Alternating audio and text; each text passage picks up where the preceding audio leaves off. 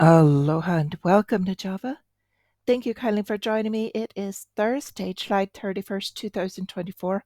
I missed everybody terribly. Yesterday was a huge Fed day, and apparently, as I went away, all of the risk in the market went away also because it looks like everybody just bought. Everything turned green. Powell looks like a superhero because it looks like they're going to be doing cuts as far as September. So let's take a look at what happened. The MMRI dropped down 263.2 right now.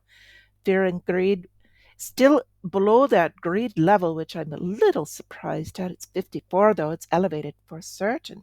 So we've got the 10-year yield that pulled back and the relative strength of the dollar. Now, he didn't even say he was going to cut, but just kind of posturing for this uh, September rate cut. Now, we did have the Bank of England cutting their rates, and they kind of have to move in lockstep with the Fed, as we've spoken about this before, because there's major currency wars going on. Talk about that more in a bit. So with this, I want to go back to the relative strength of the dollar is a key we're also watching here because it's the whole balance of flow of the currencies. And looking at the cryptocurrencies, they took a hit because they are being seen now as a safe haven.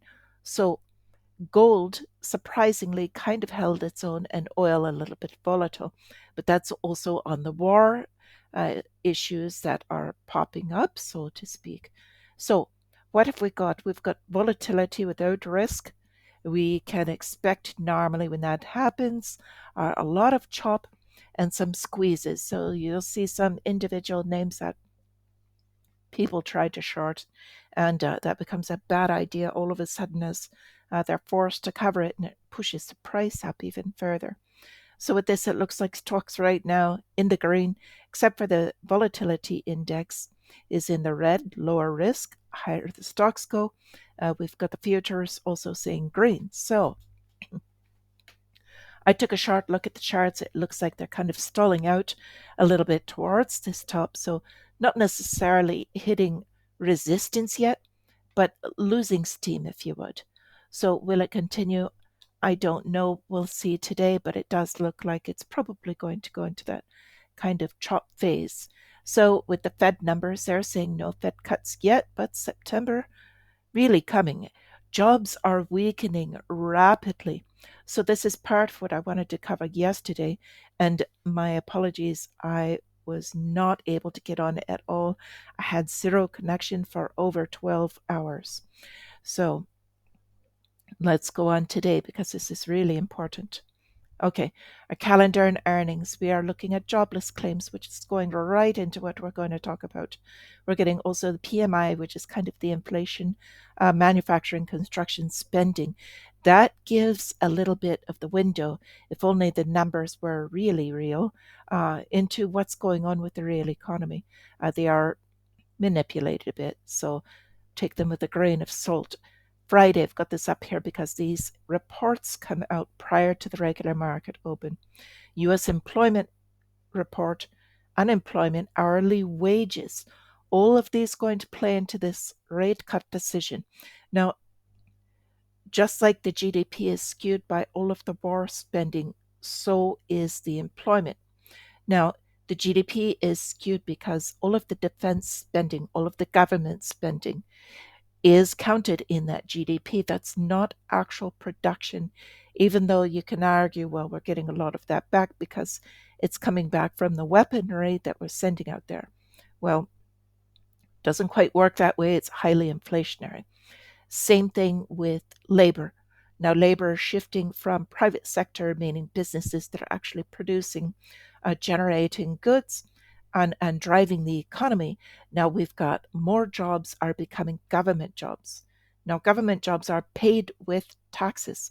So you have less people paying into the tax system and more that are drawing out. Our government debt is unsustainable as it is. So as this grows and they're coding over these jobs numbers, but if you look at the percentage that are number one, either part-time as opposed to full-time, is a huge bit. And then the second part, how many are public sector or government worker jobs, is another way to put that. So In the real economy, as I always like to separate this out, we got Amazon. They're recalling 400,000 products that could electrocute people. Well, when you recall and you cut back on businesses, you have to cut back on costs, which generally means firing people to cut back on your labor. We've got Stellantis also hit the news, making buyout offers of many its white collar workers in the US. Now, I'm bringing this up because this is tier two. We've spoken about this before. First, as far as the workers they let go are what they call non-essential. They go back to their core as far as their cutting costs. Second, they move up to middle management and that upper tier, if you will. They offer buyouts, and then they try to consolidate. They try to get people in senior positions to retire and then hire from within for less money for that same job. So these are all corporate tactics in order to save money. So we've got the Fed signaling that timing of that rate cut. There's our famous hero dude, Jerome Powell. So with this, we've also got Microsoft. They had another global outage. They said that that was also a cyber attack. That plays into two things here. First, of course, cutting businesses, going down as company as far as value, and then also the cyber attacks because we've got multiple war fronts going on. So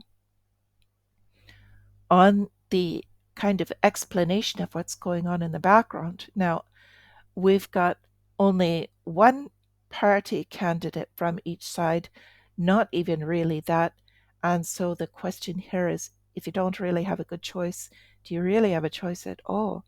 And how are we ever going to get something accomplished if no one likes anyone that they can make a decision on? So with that, we all know that voting, kind of doesn't count anyway.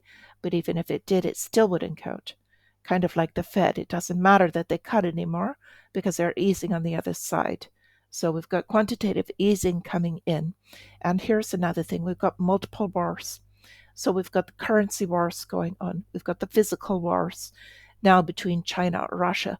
We've got the Israel issue and Ukraine. So all of these proxy wars are really heating up. So, first off, with the physical wars, the Hamas chief was assassinated. So, this did happen a couple of days ago, but now they are vowing vengeance. Iran is going to strike Israel, according to the New York Times. So, but they're quite angry about this. They have now assassinated both their number one and their number two, is my understanding. So, aside from all of this, we got this interesting warning from the United States. Now, this is coming from the top levels of the United States saying that they cannot uh, sustain an all out war with Russia or China beyond 2 weeks. And we've got both of them heating up and they're in agreement.